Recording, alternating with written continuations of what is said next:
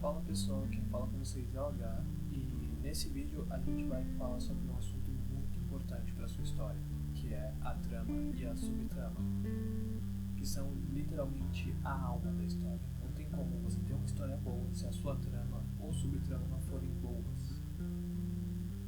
Um pouco mais da trama, porque basicamente é a história principal, mas mesmo assim é sempre bom ter uma subtrama boa, uma subtrama presente que interesse o leitor. Então vamos pro vídeo para explicar um pouco mais sobre isso. Oi! Bom, eu tava editando esse vídeo e acabei de perceber que eu esqueci de dar um aviso importante. Agora tá rolando lives aqui do canal também. Não especificamente no YouTube, tá saindo lá naquele site roxo que todo mundo conhece. Mas tá rolando as lives e eu queria te convidar pra participar delas também. É só ir ali no link de baixo. Só isso. Então, fica com o vídeo. Bom, o que acontece é que na sua trama você vai ter a sua história principal, com seu enredo e tudo mais. E na sua subtrama você vai ter meio que uma história secundária ou alguns obstáculos. Porém, um exemplo que eu quero dar é, imagina que você está escrevendo uma história sobre uma pessoa que tem uma deficiência e que ela tem pouco tempo de vida. E aí, essa pessoa com essa deficiência tem o sonho de ir escalar o Monte Everest, que é uma coisa muito louca. Só que tudo, os médicos, a família, todo mundo é contra essa ideia porque tem certeza que se ele for, ele não vai voltar. E ele tem pouco tempo de vida mesmo assim. E ele passou muito tempo da vida dele pensando, realmente se eu for eu não vou voltar. Só que agora que ele descobre que realmente os dias dele estão contados, ele pode ir sem medo e realizar o sonho dele. Essa é basicamente a trama. É o seu enredo da história, é ele tentando realizar esse sonho, é ele tendo alguns obstáculos e etc. Já a subtrama, aquela trama secundária que vai ficar atrás, talvez até com personagens secundários, o que eu acho muito mais interessante, colocando personagens secundários, porque aí dá um outro ponto de vista para eles. Por exemplo, naquele filme A Mosca. O filme A Mosca, eu acho que é de 1960 e 64, eu acho que é por aí. Esse filme A Mosca, ele tem esse lado, esse subtrama legal, que é a trama principal, com o personagem principal se transformando numa mosca, e a trama secundária com a namorada dele meio que lidando com tudo aquilo, e você vê, acompanha pelo que ela está passando. O que é o exemplo que eu quero usar na nossa subtrama. Então vamos lá, você tem a sua trama principal, que é a do cara querendo ir viver o sonho dele, que é escalar o Monte Everest, e tendo que se preparar para conseguir suportar o frio do Monte Everest, para que ele consiga concluir esse sonho antes dos dias dele de vida acabarem, para que ele consiga superar esses obstáculos. E aí você pode ter a sua subtrama baseada mais ou menos no que os familiares dele estão passando. Por exemplo, você pode ter a namorada dele sofrendo um pouco para saber sobre o que isso está acontecendo. Você pode ter os pais dele tentando reagir de um jeito bom e saudável com isso, porque é uma coisa realmente muito chocante de se pensar, porque querendo ou não, é difícil você imaginar que o seu filho pode morrer a qualquer momento e o sonho dele é ir para um lugar que basicamente vai matar ele. Você pode ter os amigos dele lidando com isso, você pode ter tudo, basicamente a vida dele inteira, todas as pessoas que estão nesse domo da vida dele, que sabem que ele tem essa condição, que sabem que ele pode morrer a qualquer instante, lidando com o fato dele querer ir para esse lugar que pode ser basicamente o fim dele. Então você cria a sua subtrama em cima. O que eu acho uma história bem interessante, citando Drácula de novo, porque é a última coisa que eu estou lendo ultimamente. Drácula tem essa subtrama entre outros personagens, no começo com a esposa do Jonathan, que é basicamente o personagem principal, e depois ele joga essa trama mais para as outras pessoas em volta. Por exemplo, a amiga da a amiga da Mina, que é a Luz, que tem lá os problemas dela, que eu não vou contar porque senão vai estragar um pouco a magia caso vocês um dia queiram ler.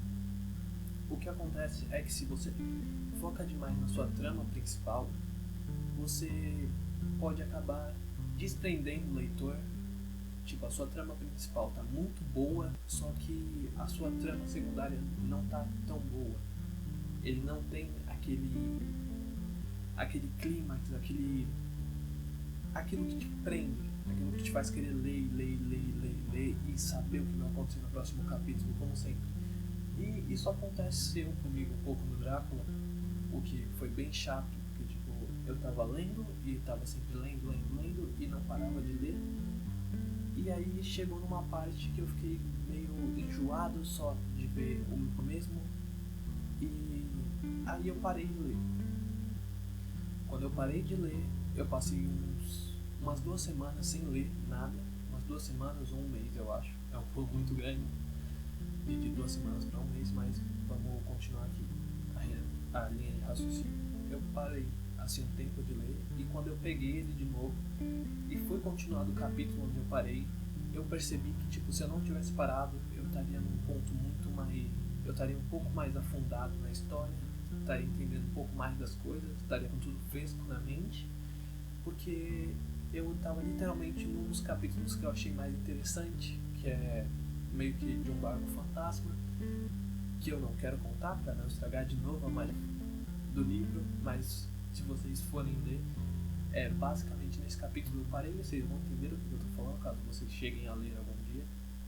E eu fiquei pensando, tipo, eu parei de ler o livro porque não estava tão interessante essa trama secundária, e tipo, por causa disso eu podia já estar muito mais à frente onde eu tô, ter avançado muito no livro, ter descoberto várias coisas, porque cada página que eu leio desse livro basicamente me surpreende sempre, o tempo todo. E simplesmente porque a trama secundária não estava tão interessante, eu parei. Mas esse não é o único exemplo que eu tenho para dar. Existem livros que não têm exatamente uma trama secundária. Por exemplo, o meu primeiro livro, a minha primeira história, que eu titulei de Zero, ela não tem uma trama secundária. Basicamente, a trama principal dela é os personagens viajando do ponto A ao ponto B, como eu sempre falo. Mas assim, enquanto eles estão indo para esse ponto A ao ponto B, eles vão parando em alguns lugares, porque é uma viagem certamente longa, mesmo que o livro não seja tão longo. Ele tem umas 133 páginas, isso contando a capa e a primeira capa e a contracapa. Então, a história se passa mais ou menos assim. Eu quis fazer uma coisa rápida, porque eu ainda era muito novinho quando eu comecei a escrever. Eu escrevi, ele tá pronto há mais ou menos, eu acho que foi esse ano que eu terminei ele certinho. No começo do ano eu já tinha finalizado ele totalmente, agora só falta dar umas corrigidas, mas é mais ou menos isso. Eu me foquei muito na história principal e tentar criar um laço com os personagens para apresentar eles ao público. Não porque pensei que aquela história seria tão boa assim que ela não precisaria de uma trama secundária, mas porque o meu plano para ela não era ser uma história única. O meu plano para ela não foi só chegar e escrever lá aquela história, colocar só aquela história no papel, jogar um dia, publicar ela e não fazer mais nada. Querendo ou não, eu quero continuar aquela história, mesmo que eu não chegue a publicá-la, porque é algo muito importante para mim. Então eu não foquei na trama secundária. Eu não quis colocar uma trama secundária para não tirar o brilho do conhecimento dos personagens. Você vai conhecendo personagens. Eu citei pessoas que apareciam uma vez só no livro e que vão voltar nas continuações, porque eu queria prender um pouco mais o pessoal nos personagens. Eu queria que eles conhecessem os personagens. E eu fiquei preso nisso. E aí eu comecei, depois de terminar Zero e de enrolar demais para continuar corrigindo ele, eu comecei a escrever a minha segunda história, que se chama A Casa de Vidro, que eu comentei no último vídeo. E é uma história baseada num escritor que também é um assassino. E a história se desenvolve a partir dessa trama. E ela também não tem uma subtrama, porque eu não quis colocar uma subtrama numa história assim, porque eu ainda não sabia onde colocar ela. Eu quis que fosse algo bem bem sobre ele, sobre o jeito que ele pensa, porque a referência que eu tinha na época, eu lembro até hoje, para começar a escrever sobre isso, para ter essa ideia, foi a série You da Netflix e o filme A Janela Secreta. Esse foi a primeira referência que eu tinha, assim, do que eu queria pro meu livro. E aí eu pensei, tanto que a primeira versão dele não é nem a que eu tô escrevendo ultimamente, porque eu comecei a escrever ele, aí como eu acho que ele foi realmente a primeira história que eu comecei a escrever, Zero veio depois, só que Zero eu terminei primeiro, então eu coloco ele como o meu primeiro livro. E é o que aconteceu, eu tava pensando sobre isso, comecei a escrever num notebookzinho sobre a história, e a história original era para ser tipo um escritor que convida outros escritores para ficar numa casa muito afastada do mundo, como qualquer filme slasher, que era para ser um livro com um serial killer meio que de slasher. E aí ele ia matando um de cada vez, e assim ele conseguia um material para os livros dele, que eram livros de terror. Eu acabei abandonando essa ideia porque eu comecei a escrever, e eu não parava de escrever o primeiro capítulo. Acabou que o primeiro capítulo tinha umas 15 páginas em A4, que ia dar 30 em A5, que era para onde eu ia transportar, mais ou menos, né? Que aí ia ficar compactadozinho. E o que eu tô querendo falar com isso, que eu tô enrolando demais e o vídeo tá ficando grande, é que a sua trama e a sua subtrama tem que estar no mesmo nível. Você tem, tipo, a partir do momento que você começa a escrever uma história, você tem uma liberdade gigantesca sobre ela. Não é como se você estivesse escrevendo algo realmente que tem que ficar preso num padrão. Livros não são para ficar presos em algo, por exemplo. Não é porque você vai escrever uma história de vampiro que você necessariamente tem que escrever algo que envolva o Drácula e seja totalmente fiel ao Drácula. Não é porque você vai escrever algo baseado no Frankenstein que você precisa que o monstro seja uma criação assim e tal.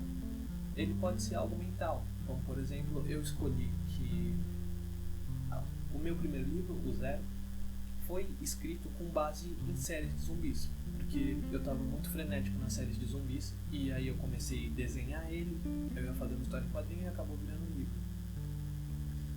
O que eu tô querendo dizer é que a partir do momento que você tem aquela folha em branco, que você pode transformar no que você quiser, você tem uma liberdade sem fim. Você só precisa saber de medir ali o que é algo que você tem que escrever, que vai ficar muito bacana na sua história, o que é algo muito bom, e o que é algo muito viajado. Porque, querendo ou não, se você faz uma trama muito viajada e o pessoal curte essa trama muito viajada, você não pode fazer uma subtrama pé no chão, 100% pé no chão, porque vai acabar tirando a imersão do leitor do seu livro. Bom, esse foi o vídeo, eu espero que vocês tenham entendido, espero que vocês tenham gostado do vídeo e até a próxima.